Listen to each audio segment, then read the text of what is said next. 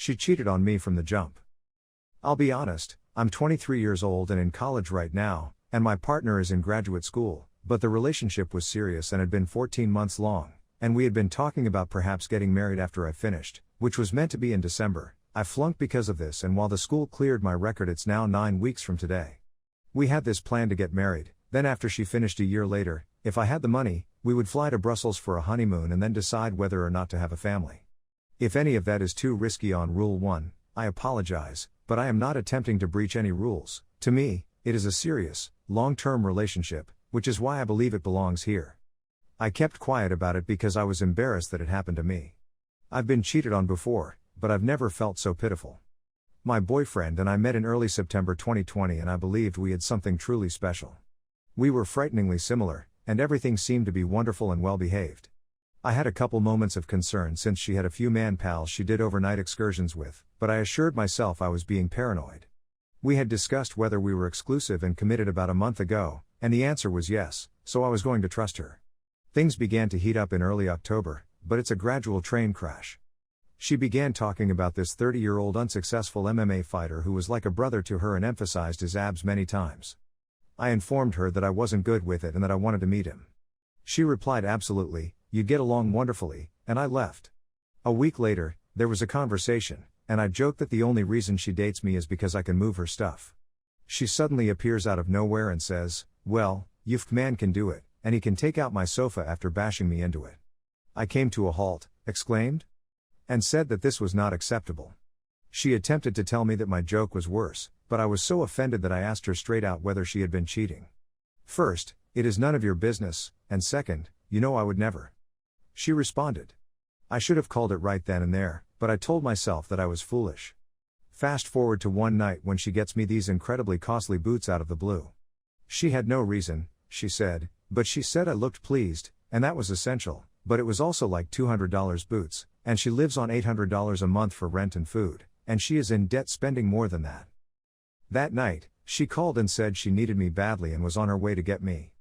We were going to stay in her flat and play home for a week. I was a little concerned since I had worked the following day and couldn't simply get there from her apartment, but she insisted on paying for an Uber or whatever. I agreed and made plans to cover for my absence for the week. When I arrived, we watched Beetlejuice and then went to bed. The next morning, I awoke early and went out to purchase us donuts before returning, and when she awoke, she had a million things to do. It had been a long day, and I realized at the end that I would need to complete schoolwork while I was at her house, so I asked if I could use her laptop, and she said yes and gave me the password. I left for work at 6 a.m. and returned at 10 p.m. to an empty apartment with a letter saying she had an emergency with her grandmother and would be returning soon, as well as to babysit her dog. I replied okay and had a bath before going to use her computer, when I discovered the messages. Her communications were shown on her fucking computer, and the final message was her messaging Yufk man, I can't wait to taste you tonight. I contacted her because I was nauseous and shaking and wanted an explanation. She was furious and demanded to know why I was in her messages, which I told her she had left up. She then acknowledged that she was with a Yufka man down south and that they had plans for the following 5 days. I asked if I could go, and she answered yes, but only if I killed her dog and left her flat to be looted. I broke down and remained like a fool, resulting in a series of panic episodes, and my life essentially became feeding and caring for that dog, followed by swallowing NyQuil to put myself to sleep. She came home, sat me down, and told me she loved me but wasn't attracted to me, that she had been dating the Yufk man for 2 weeks, and that was the end of it, she vowed. I was furious, so I returned her fucking gilt boots and left.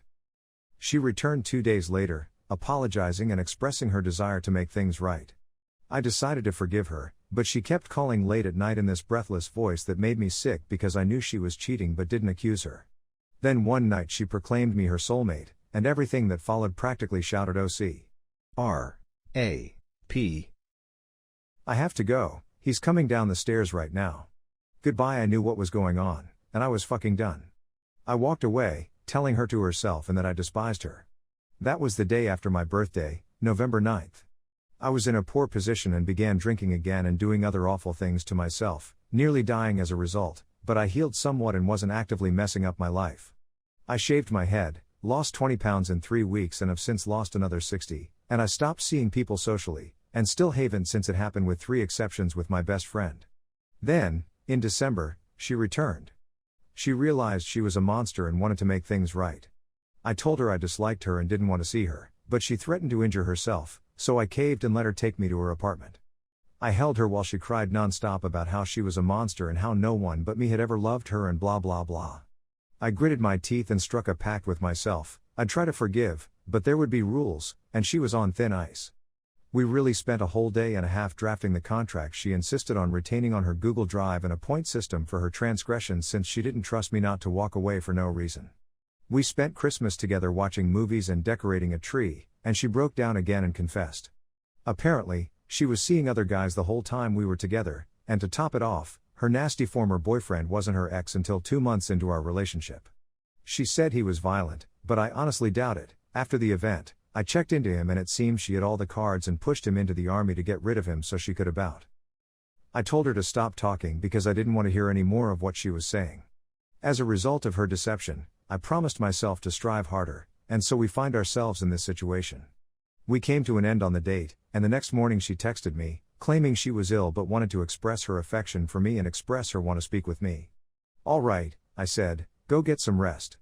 In the evening of the same day, I had a question about something in the contract, and I swear to you that the wording on one of our agreements about where we would meet had been changed because I had specifically stated that it had to be within an hour walking distance of my home, for my safety, but it had been changed to 2 hours driving, which is absurd. When she answered the phone, I overheard her shout, "It's nothing," before sprinting out the door and shutting it behind her. My stomach fell, and my first thought was, "Where are you?" I immediately asked. "I'll tell you, but you're not allowed to be unhappy," she said, and that was the end of it. I didn't say anything, and she then revealed that she had returned to the youth boy's place. Wow, I couldn't stop myself from repeating that again and over.